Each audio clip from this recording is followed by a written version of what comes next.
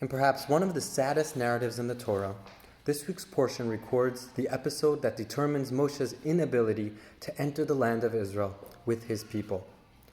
After Miriam's passing, the Jewish people were left with no water and complained to Moshe. Moshe was told to speak to the rock to draw forth water. He instead hits the rock and is subsequently punished.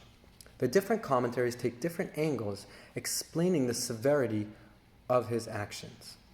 I want to take a closer look at his words that may give us some additional insight.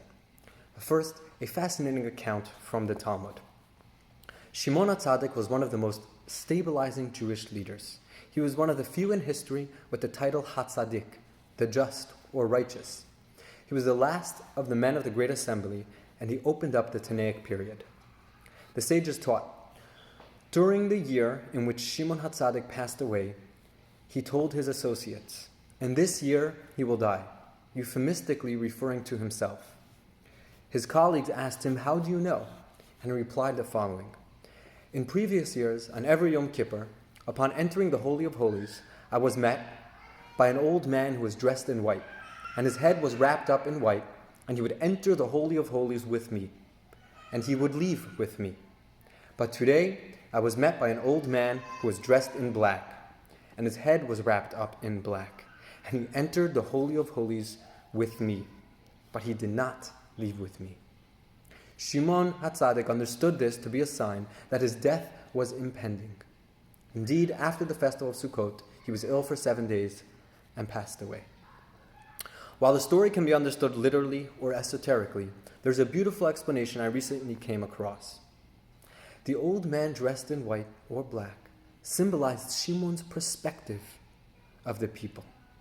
So long as he saw white, he was able to see the purity and goodness within those that he led. The year he saw the old man dressed in black, he realized that he had ceased to see the Jewish people in a favorable light, and instead was seeing the outer veneer and blemishes of his subjects. He therefore knew that his time as leader had come to an end.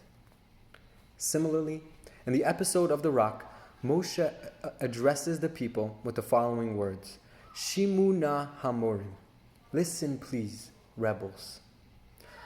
Moshe addresses and by extension labels the people as rebels. The hallmark of Moshe's leadership was his advocacy for the people and his ability to see the goodness and purity that lay beneath their exterior. The severity of this episode with the rock lies in Moshe's words that indicated that the Jewish people's actions had finally caught up with the way Moshe saw them. To lead, we must be able to see the goodness and purity within those around us. A great leader elevates those around them. In the presence of greatness, one may feel humbled or even inadequate. In the presence of leadership, one feels empowered and unstoppable. In our own personal lives, the same applies. To grow and shine, we must always work to be in touch within the white within us, the purity, the goodness, and the sense of selflessness that lies at our core. Some may visualize this as an old man dressed in white. The Hasidic masters teach that this is our neshama, our Jewish soul.